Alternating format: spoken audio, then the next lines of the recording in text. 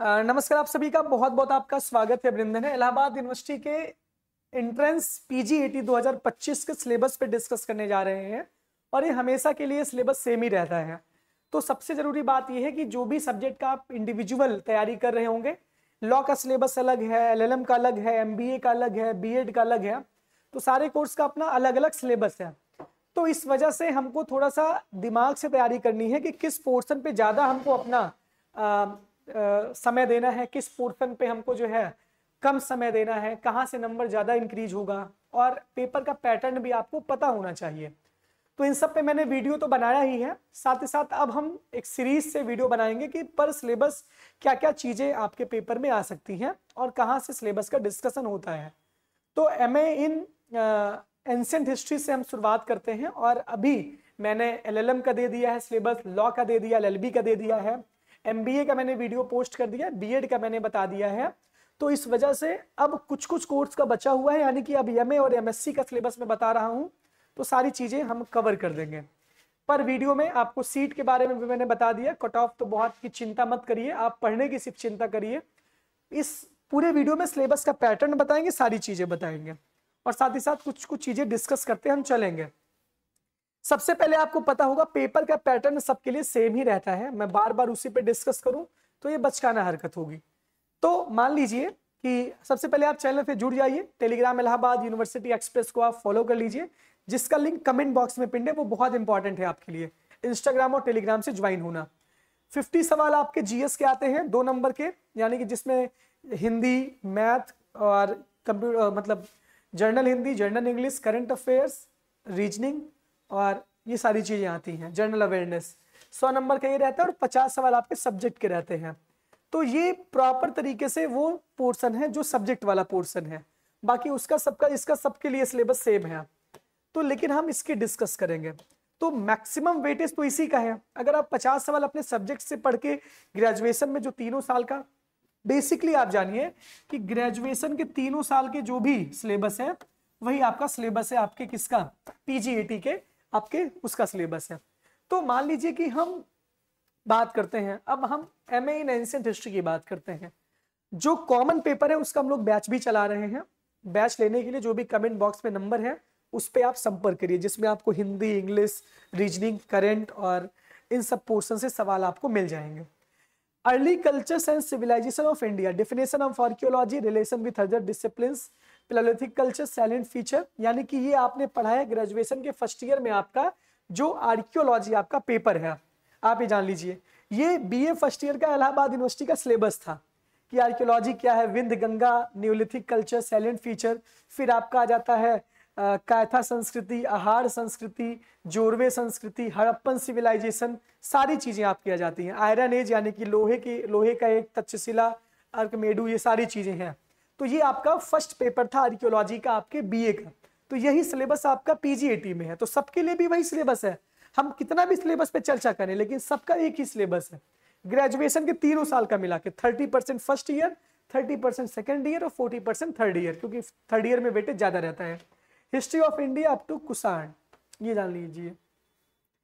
ये अब foreign sources, ये पूरा का पूरा वही बीए का सिलेबस उठा दिए हैं।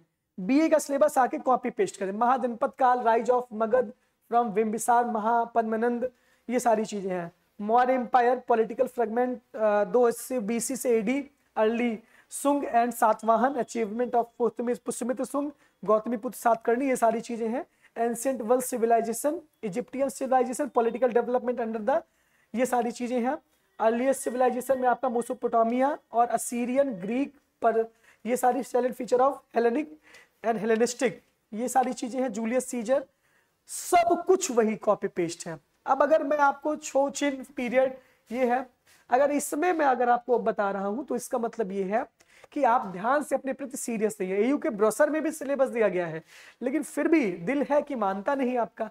हर्ष पुलकेशिन है, गुप्ता रूलर है, उसके बाद यहाँ पे आपका Gurjara Pratihara, Pala Rashtrakuta, political history of Gurjara Pratihara, Pallava dynasty, Indian culture में foundation of Indian culture, source study, definition of characteristics of Harappan civilization, Vedic culture, main feature of ancient history society, और ये सारी चीजें यहाँ पे हैं।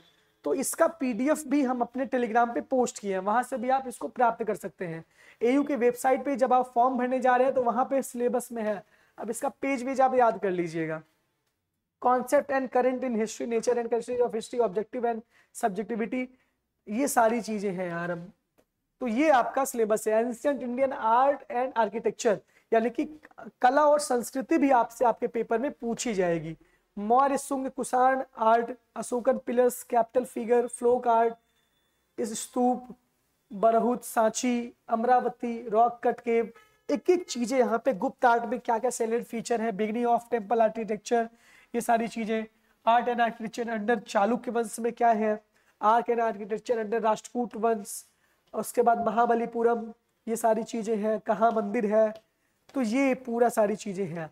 तो इतना आपके एयू के एंट्रेंस में एंशिएंट के हैं। तो मेन रूप से आपको एंशिएंट में आपको पता है कि 150 सीट एयू के एंट्रेंस में है, 150 सीट है। कट ऑफ अपने अपने हिसाब से अलग अलग साल की वेरी करती है, वो नेचर ऑफ पेपर के ऊपर डिपेंड करता है। Cut off nature of question paper के ऊपर डिपेंड करता है। पेपर डायनेमिक रहता है, कुछ कुछ बातें जान लीजिए। पेपर डायनेमिक रहता है, बहुत घुमा के पेपर पूछा जाता है। आसान पेपर बहुत नहीं कह सकते, और आपसे डीप में भी पूछेंगे। डीप में सवाल आते हैं। जो आपने तीनों साल जो रिफ्रेशर बुक आपने यूज की है वही आपके लिए रामबाण है। कोई किताब आप नहीं पढ़िए, कोई किताब जो भी मार्केट में इस समय आ रहे हैं एयू के एंट्रेंस के लिए, वो बिल्कुल भी आप प्रेफर मत करिए, क्योंकि वो सब फर्जी तरीके से आपको बस इधर उधर वही देंगे। उसमें बहुत सारे कॉन्सेप्ट भी गलत आते हैं, वो एकदम वैलिड सोर्स नहीं रहता है। तो ये काम करना है। कट ऑफ की चिंता मत करिए, कट ऑफ 160-70 के आसपास वेरी करती है, लेकिन अलग अलग कैटेगरी के हिसाब से अलग अलग कट ऑफ रहते हैं। तो कट ऑफ के बारे में प्रेडिक्शन करना कोई मतलब नहीं है, आपकी तैयारी होनी चाहिए। 50 सवाल इंटू 4 सवाल, यानी अगर इतना आप सब्जेक्ट तैयार करेंगे तो 200 नंबर आपका ये मिलेगा। और 100 सवाल के लिए जीएस के लिए तो मैं लगा ही हूँ, वो मैं करवा ही दूंगा।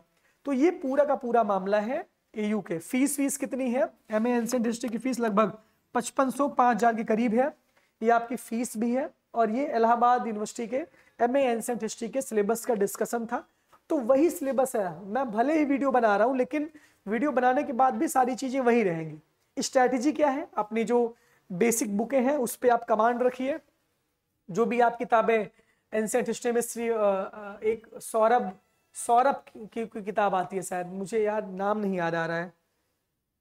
एंशिएंट हिस्ट्री में मैंने किसकी किताब पढ़ी थी? नहीं, वो बहुत हाई स्टैंडर्ड की है। कुछ भी आप कवर करिए, एंशिएंट इंडिया आप कवर, जो सिविल जो आप पढ़े हैं वही आपको कवर करना है। केसी श्रीवास्तव की किताब आती है, सारी चीजें आती हैं, आर्ट एंड कल्चर की अलग किताब आती है, तो वो आप सारी चीजें आप कवर करिएगा। ये पूरा का पूरा वीडियो था एंशिएंट के सब्जेक्ट पे। Thank you.